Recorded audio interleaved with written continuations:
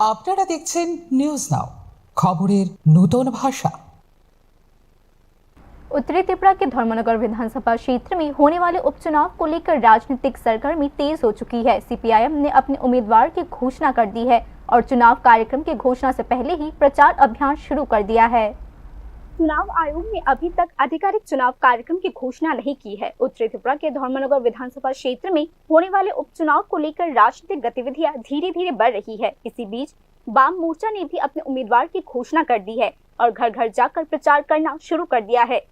इस क्रम में वाम मोर्चा द्वारा नामित सीपीआईएम उम्मीदवार अमिताभ दत्त घर घर जाकर प्रचार कर रहे हैं। राज्य विधानसभा के अध्यक्ष विश्वबंधु सेन के निधन के कारण धर्मनगर सीट खाली हो चुकी है। स्वाभाविक रूप से अब यह सीट उपचुनाव के चलते राजनीतिक रूप से काफी महत्वपूर्ण हो गया है।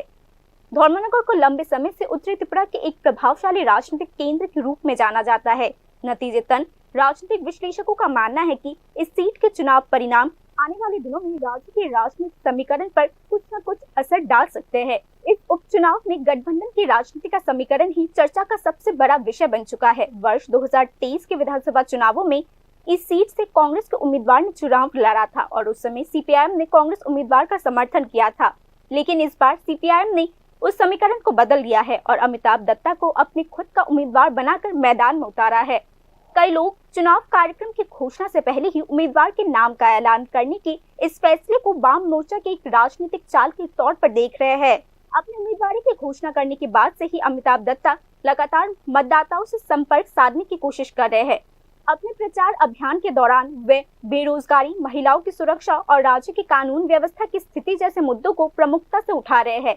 वाम मोर्चा द्वारा समर्थित सीपीआईएम उम्मीदवार अमिताभ दत्ता निराश और बेरोजगार युवाओं तथा महिलाओं की सुरक्षा को उजागर करके मतदाताओं का समर्थन जुटाने का प्रयास कर रहे हैं।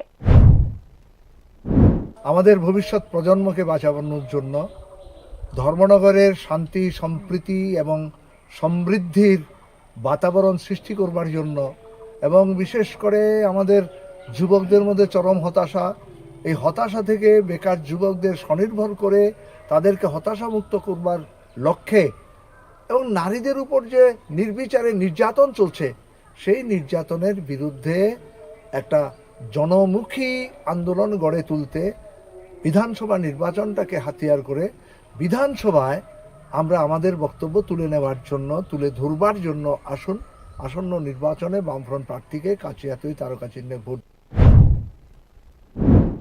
राजनीतिक विश्लेषकों के अनुसार लेफ्ट फ्रंट इस चुनाव में सामाजिक मुद्दों पर ध्यान केंद्रित करके जनमत बनाने की कोशिश कर रहे हैं। दूसरी ओर कांग्रेस ने भी संकेत दिया है कि वह सीट पर अपना उम्मीदवार उतारेंगे। नतीजतन राजनीतिक गलियारों में यह माना जा रहा है कि पिछले चुनावों की तरह इस बार लेफ्ट कांग्रेस के बीच किसी समझौते की संभावना फिलहाल कम है। परिणाम स्वरूप इस उपचुनाव में विपक्षी वोटों का समीकरण किस तरह बनेगा, यह एक बड़ा सवाल बन चुका है। राजनीतिक गलियारों में इस बात की भी चर्चा है कि यदि विपक्ष वोट बांटने जैसे इस मुद्दे पर ध्यान केंद्रित करती है तो इससे सत्ताधारी दल को अनुकूल फायदा मिल सकता है। कुल मिलाकर धर्मनगर उपचुनाव केवल एक खाली सीट भरने का चुनाव नहीं है, बल्कि यह राज्य की मौजूदा राजनीतिक स्थिति की एक महत्वपूर्ण परीक्षा भी बन चुकी है। लेफ्ट फ्रंट की नई रणनीति, कांग्रेस का रुख और सत्ताधारी दल की संगठनात्मक ताकत, इन सभी को मिलाकर राजनीतिक गलियारों का ध्यान अब इस बात पर केंद्रित है कि इस उपचुनाव के नतीजे भविष्य की राजनीति के लिए क्या संदेश देंगे। Bureau report, news now.